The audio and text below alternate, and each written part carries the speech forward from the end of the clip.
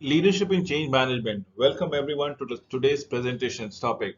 We will be talking about how leadership can impact or facilitate change management thereby. So, as per Dale Carnegie, what did Dale said? He said, when we are dealing with people, let us remember we are not dealing with creatures of logic. We are dealing with creatures of emotions, creatures bustling with prejudices, motivated by pride and vanity, as the case might be.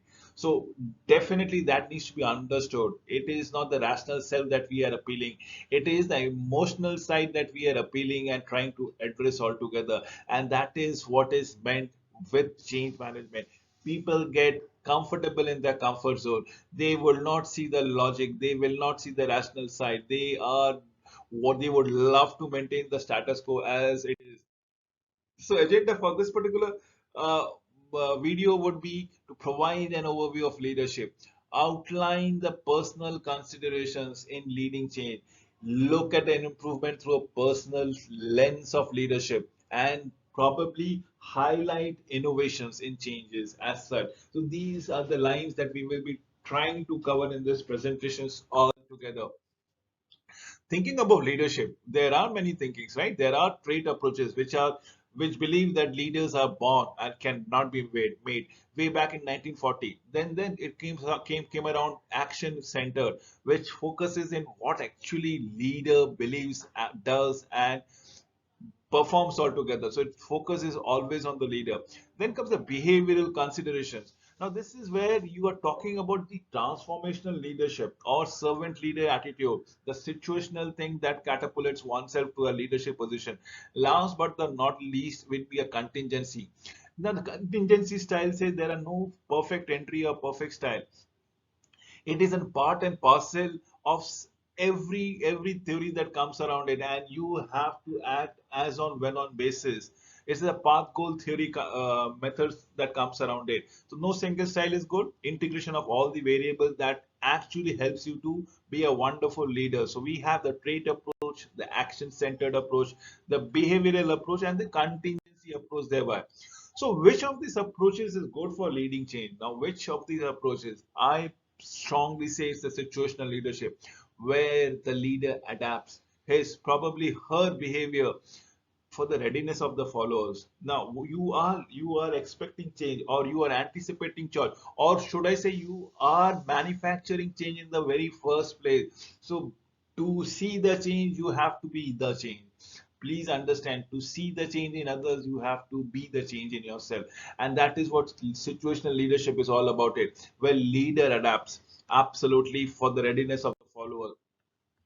So leadership is the process of influencing people and probably providing an environment, a conducive environment for them to achieve a personal, team, or probably organizational objective.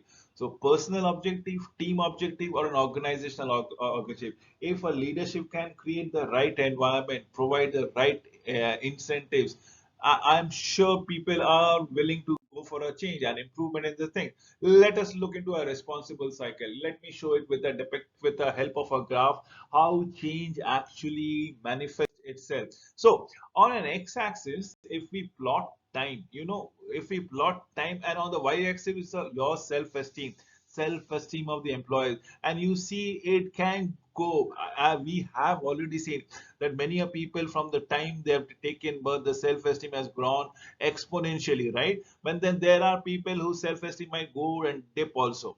It happens. I'm being very sure about it. So as a change leadership, what goes around it to improve your self-esteem with the passage of time, and how change can be manufacturers altogether. The first stage is this stage, the innovation stage. If you want to go around it, it's an immobilization stage.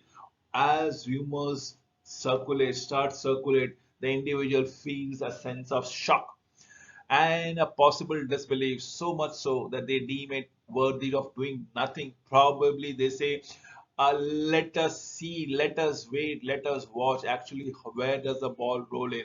It is all rumors that there is a change, impending change that is being beckoned upon us. And this is the normal original state for you to go. Then we move to the stage number two. What happens? Yes, there is a change. Now we see there is a leap forward. This is called minimization, because as change become clearer, People either try to fit in the change with their own personal position and may try to believe that it will not affect them. They are still in a state of disbelief. Probably they try to either fit in altogether or half-heartedly. This is what, or to a certain extent, which is of minimal effort that has been put forward to, and that is the stage number two, which is the minimization process. Change becomes clearer and people try to fit in. Let us move to the stage number three, is where we actually dwell down depression. Why? Because we have been taken out of our comfort zone. Why? Because things are not same as it is used to be. As reality begins to down, staff may feel alienated, probably angry, feeling of lack of control of events overtake people. They feel depressed as they try to reconcile what is happening with their own personal situation, as the case might be. This is what is changed leadership thereby. We come to the stage number four. Acceptance, letting go. The lowest point in self esteem finally sees people starting to accept the inevitable. Fear of future is the fear of this stage. Now, this is what the fear of future is all about. It is a feature at this particular stage that comes around. Absolutely, yes. You are not aware, you are disillusioned, things are not very clear, and you have the sense of a sense of fear or sense of uncertainty lurking inside you. Now, this is a position where you have to let go. Either you let go, you leave the organization, or you accept the change that is taking place. This is the lowest point in self-esteem. Finally sees people starting to accept the inevitable. Fear of the future is the fear of the change, as the case might be. Now your improvement comes around as when the stage number five. This is a stage where you start testing out. Individual begins to interact with the change. They start to ask questions to see how they might work with the change as the process all about it. We look forward time and again. That is what testing out scenarios is all about it. Then comes the searching for meaning or trying to make some sense of resemblance. Individual begins to work with the change, see how they might be able to make the change work for them in their betterment. Self-esteem again begins to rise, and that can be shown in this particular diagram altogether, this particular thing. So you see your self-esteem seesawing all the way during the change management process.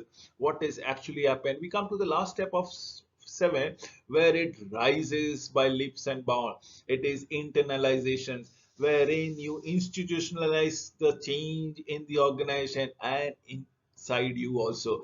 That change is understood, adopted within the individual's own understanding. They now know how to work with it, feel feeling a renewed sense of confidence and self-esteem, as the case might be. That is what we look around it.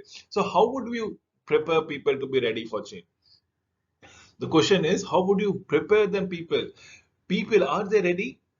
Probably not. Why? Because everybody is in their comfort zone. So, as a situational leadership, what would you tell? When would you sell? What would you participate and when would you delegate? The question is all about timing.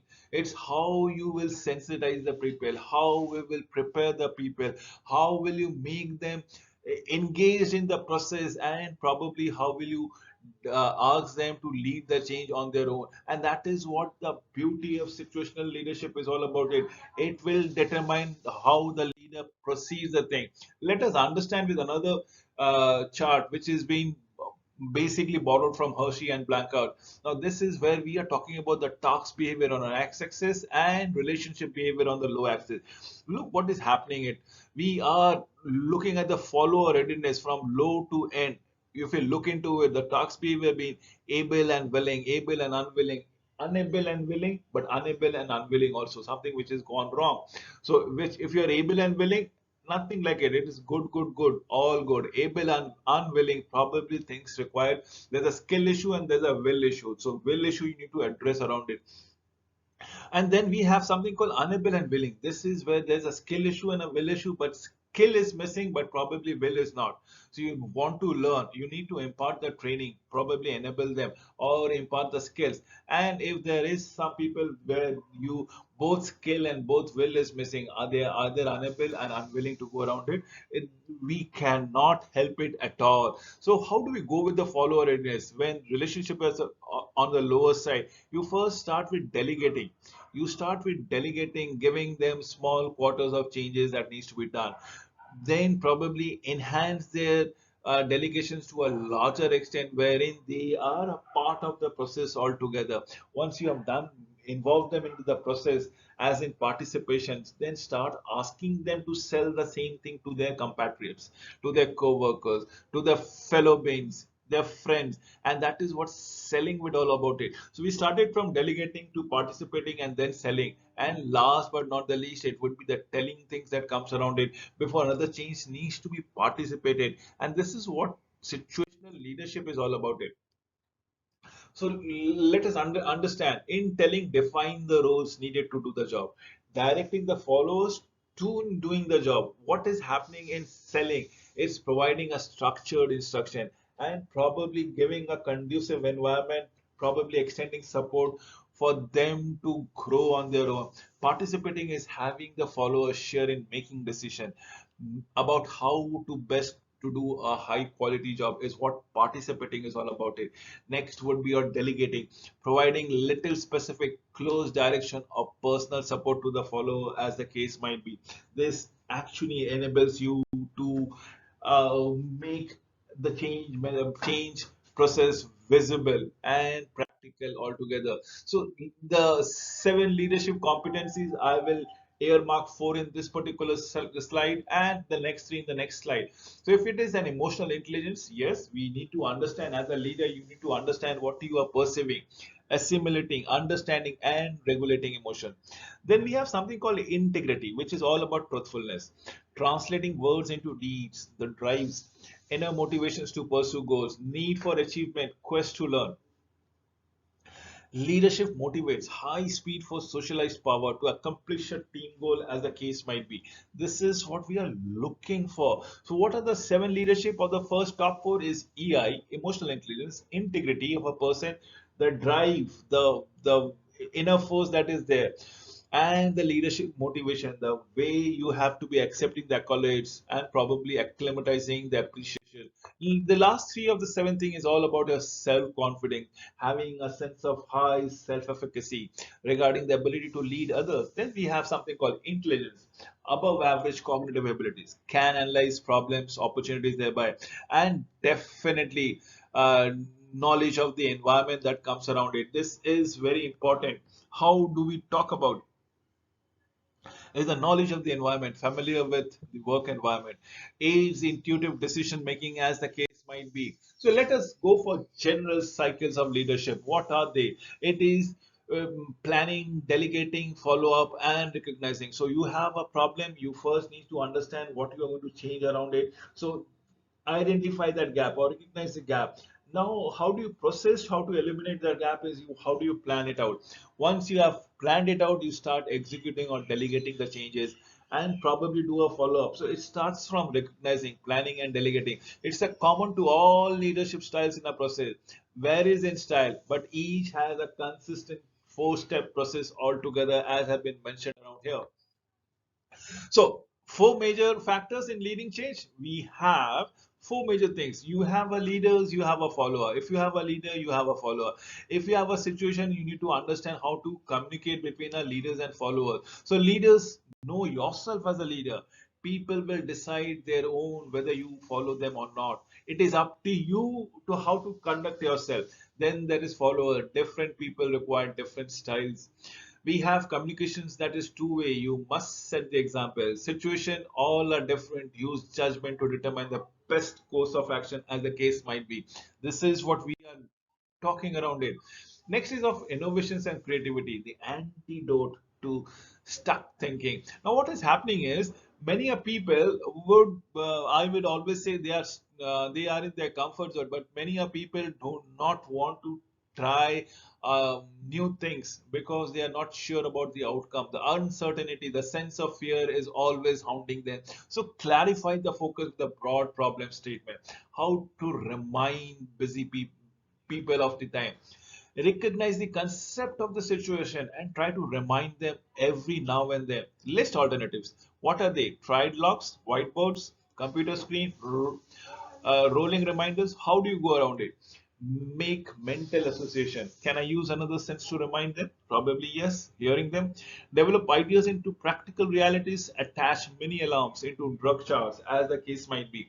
We are talking every now and then as the case scenario happens. It is all about your innovations and creativity. It is all about coming of the solution which nobody has heard about it or nobody has even thought about it. So talk about those alternatives, talk about those situations, talk about this cognitive process, and come up with some kind of out of box ideas and solutions.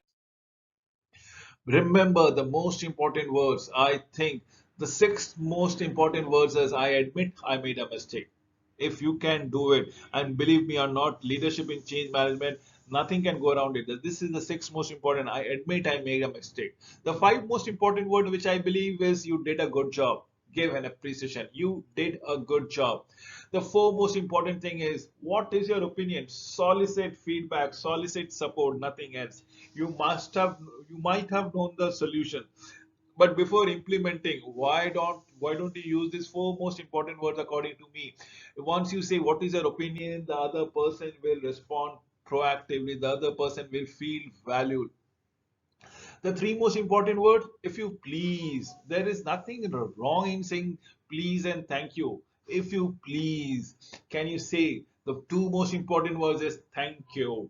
Often and more often than not, people take things for granted. People take people for granted. Oh, please use this two important word from my end. Thank you.